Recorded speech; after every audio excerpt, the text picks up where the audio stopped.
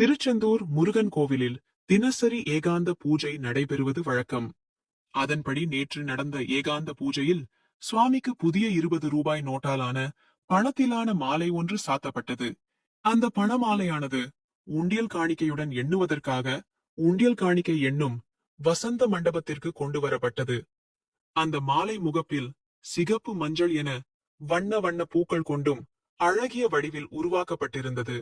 ஒரு வரிசைக்கு 3 என்ற வீதத்தில் அடுக்கப்பட்டு வலது இடது என மொத்தம் 30 வரிசைகளில் இந்த 20 ரூபாய் நோட்டுகள் கூம்புகளால் வடிவமைக்கப்பட்டு பணமாலையாக தகதகவென மஞ்சள் நிறத்தில் ஜொலித்தது.